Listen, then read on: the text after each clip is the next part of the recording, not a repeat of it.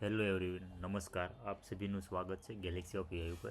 તો હવે આપણે જોઈશું કે પાયથનમાં ફ્લાસ્કની એપીઆઈ કઈ રીતે ક્રિએટ થાય. એની માટે આપણે એઆઈનો યુઝ કરીશું અને ફાસ્ટ ઝડપથી કોઈ પણ એક સિમ્પલ એપીઆઈ બનાવી હોય તો કઈ રીતે ફ્લાસ્કની એપીઆઈ બનાવે અને ફ્લાસ્ક શું છે. તો આપણે એઆઈનો ઉપયોગ કરીશું. એને just prompt engineering, I want to create a flask API.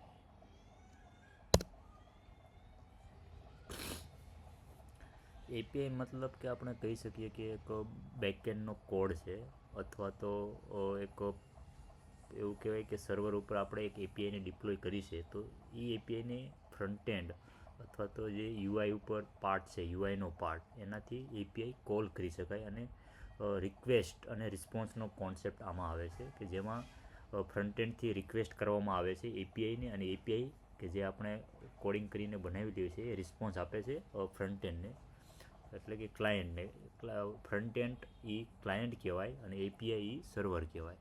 તો આપણે જોઈશું કે ચેટ જીપીટી આપણને એક સિમ્પલ કોડ આપ્યો છે કે ફ્લાસ્ક એપીઆઈ એપ.py રિક્વાયરમેન્ટ.txt શું છે અને પીપ ઇન્સ્ટોલ ફ્લાસ્ક શું છે. તો આપણે બધું જોઈશું.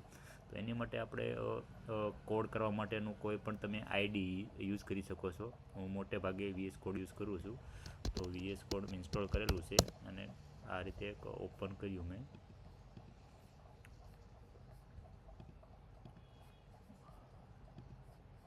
ઓકે, અહીંયાથી બંધ કરી દઉં છું.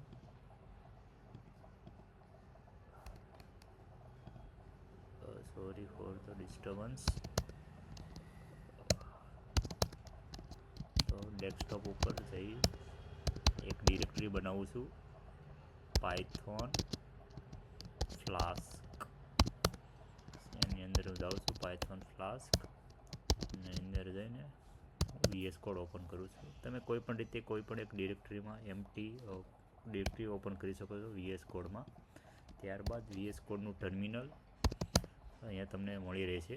ત્યારબાદ આપણે જોઈશું કે ફ્લાસ્ક એપીઆઈની અંદર એપ.py નામની ફાઇલ. તો સિમ્પલી આપણે એપ.py નામની ફાઇલ બનાવશું, અને રિક્વાયરમેન્ટ.txt એ શું છે એ પણ આપણે પછી જોઈશું. રિક્વાયરમેન્ટ.txt ફાઇલ તમે કોઈ પણ પ્રોજેક્ટમાં કામ કરતા હોય તો એમાં કયા કયા લાઇબ્રેરીઝ પેકેજીસ યુઝ કરેલું છે એનું લિસ્ટ આ રિક્વાયરમેન્ટ.txtમાં એડ કરવાનું હોય છે. એ એક સિમ્પલ. અને ત્યારબાદ પીપ ઇન્સ્ટોલ ફ્લાસ્ક. પીપ એ પાયથનનું પેકેજ મેનેજર છે જે તમારે ઇન્સ્ટોલ કરવું પડે છે. તો એની માટે સિમ્પલ આપણે એક કમાન્ડ રન કરશું. પણ જ્યારે પણ તમે કોઈ પણ પ્રોજેક્ટ ઉપર કામ કરતા હોય ત્યારે એક સારી પ્રેક્ટિસ રાખવાની કે તમે વર્ચ્યુઅલ એન્વાયરમેન્ટ બનાવો અને એને એક્ટિવ કરીને એના બાદ જ એમાં તમે બધી લાઇબ્રેરીઝને પેકેજીસ ઇન્સ્ટોલ કરો. હું સિસ્ટમમાં એક વર્ચ્યુઅલ એન્વાયરમેન્ટ બનાવું છું. વર્ચ્યુઅલ એન્વાયરમેન્ટ બનાવવા માટેની કોડ છે પાયથન -m venv. મારામાં પાયથન 3 છે, તો પાયથનથી ના થાય તો પાયથન 3 ટ્રાય કરો. એટલે venv નામનું ફોલ્ડર બનાવશે. હવે એને એક્ટિવ કરવા માટે અલગ અલગ સિસ્ટમમાં અલગ અલગ કમાન્ડ હોય છે. મેક માટે અલગ હોય છે, લિનક્સ માટે મેક અને લિનક્સ માટે સિમિલર હોય છે, જ્યારે વિન્ડોઝમાં કમાન્ડ પ્રોમ્પ્ટમાં અને પાવર શેલમાં બી અલગ અલગ હોય છે. તો એ તમે એક્ટિવ કરવા માટેનું જોઈ શકો છો. તો હું અત્યારે ત્યાં એક્ટિવ કરી દઉં છું. મેં એક્ટિવ કરી દીધું. ત્યારબાદ હું હવે ઇન્સ્ટોલ કરીશ લાઇબ્રેરી ફ્લાસ્ક, કે જે મેં પીપ ઇન્સ્ટોલ ફ્લાસ્કથી ફ્લાસ્ક નામની લાઇબ્રેરી આ વર્ચ્યુઅલ એન્વાયરમેન્ટમાં ઇન્સ્ટોલ થશે. એની માટે ઇન્ટરનેટ રિક્વાયર છે, તો તમારે ધ્યાન રાખવાનું કે તમારું સિસ્ટમ ઇન્ટરનેટ સાથે કનેક્ટેડ હોય, અને એ થોડોક ટાઈમ લેશે. Based on your internet speed. Download થાય ત્યાં સુધી આપણે તેનો કોડ જે એપ.py આપણને એઆઈ આપેલો છે એને સમજવાની ટ્રાય કરીશું. કે એમાં ઇમ્પોર્ટ કરેલું છે ફ્લાસ્ક, અને એપ બનાવેલી છે એપ ફ્લાસ્ક નેમ. આ સિન્ટેક્સ જ છે ફ્લાસ્ક એપીઆઈ ક્રિએટ કરવાની.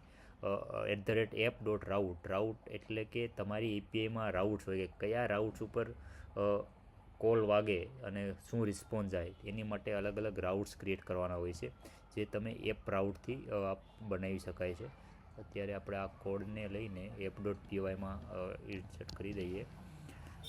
એમાં આપણને જોવા મળે છે કે આ રીતે એક રાઉટ ડિફોલ્ટ રાઉટ છે જે સિમ્પલી ફ્લાસ્ક એપીઆઈ જ રનિંગ એવું આપણને બતાવશે. કઈ રીતે બતાવે એ પણ આપણે જોઈએ. ફ્લાસ્ક એપી ઇન્સ્ટોલ થઈ ગયું ત્યારબાદ આ એપને રન કરવા માટે પાયથન app.py અથવા python 3 app.py આપણે કરીશું એટલે આપણને રન આપણો જે app.py ફ્લાસ્ક એપીઆઈ રન થશે અને આપણને URL આપશે. એ URLને ઓપન કરશું એટલે આપણને મેસેજ જોવા મળશે કે ફ્લાસ્ક એપ ઇઝ રનિંગ. તો આ રીતે એક ડિફોલ્ટ રાઉટ એક્સેસ થઈ ગયો છે. ત્યારબાદ એક મેથડ છે પોસ્ટ મેથડ. તો પોસ્ટ મેથડને કોલ કરવા માટે આપણે પોસ્ટમેન નામનું એક ટૂલ છે કે જે એપીઆઈ કોલ કરવા માટે વપરાય છે. તો એનો યુઝ કરવામાં આવે છે. તો એ પણ આપણે જોઈ લઈએ કે કઈ રીતે ફ્લાસ્ક એપીઆઈમાં વેલ્યુ સેન્ડ કરીને આપણને રિઝલ્ટ મળે છે. તો આપણે ટ્રાય કરીએ.